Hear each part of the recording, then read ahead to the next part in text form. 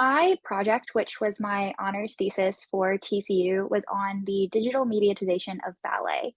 And so what that really means is I just looked at how the way that ballet was being adapted and how digital technology was um, contributing to the way that ballet was evolving. And so it wasn't just like dance was being recorded and put online, but that these digital technologies were really affecting ballet as a whole, the way that it was danced, the way that it's seen, the way that it's experienced, just all over the board.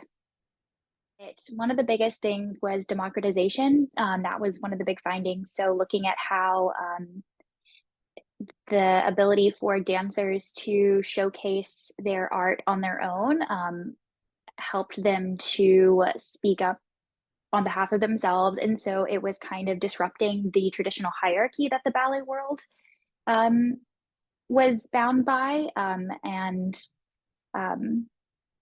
just affecting how, like, the pedagogy as well. And so students no longer maybe have to um, have access to a studio, but they can take classes online as well. And so it was really just kind of expanding it to the broader community. So that was a really important finding as well.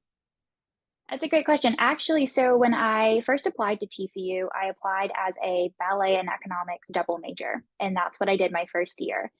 But after my first year, I was injured and I needed to find a different path, realized ballet wasn't the career path that I wanted. And my roommate was a communications major.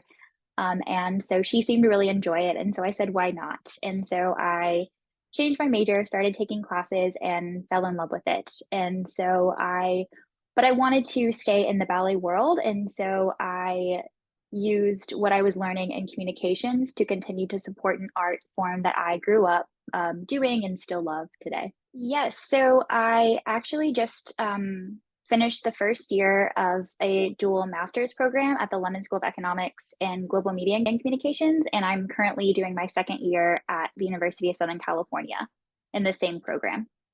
I think finding participants. So I did a qualitative research based on interviews, and while there were many people I reached out to who were very invested in the subject, it was difficult, I think, to align schedules or find people who were willing to sit down and talk with me and have their voices published.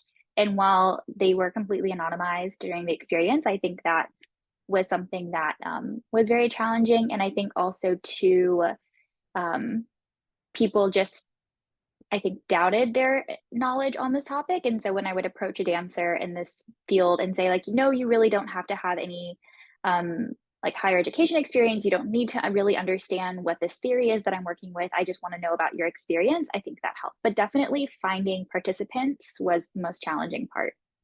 I only interviewed people who identified as dancers. So that did include dance majors at TCU. I tapped into that community that I had, but also reached out to people who identified as professional dancers or freelance dancers. And so some danced with companies pretty internationally renowned, like Houston Ballet or Pacific Northwest Ballet, and then others just freelanced on the side. And so I did a snowball technique to find those participants. It's a great question. I think I had a really good support system in my mentor. So Dr. Debbie Iva, she was my key mentor throughout the process. And so she really helped me to stay on task and break down what at first just kind of seemed like this massive project into manageable action items. So she was definitely a godsend on that point. I think I would have tried to get more interviewees, and I think I would have also liked to have considered it from um, different methodological perspectives as well. Like I chose to just do interviews with a small number of participants, and so I think it would have benefited from like kind of going off and doing multiple methodologies. But I am really proud of how it turned out. It was a fun process. um, I think one of the biggest things that I learned from this project is to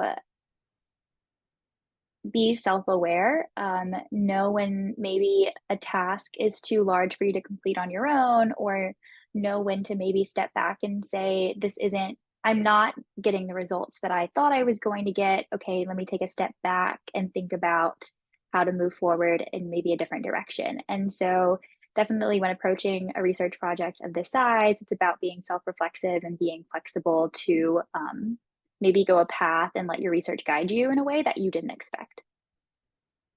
Like whenever approaching a project of this size, thinking that you're going to be dealing with it for months at a time and maybe longer than that if you choose to pursue it beyond.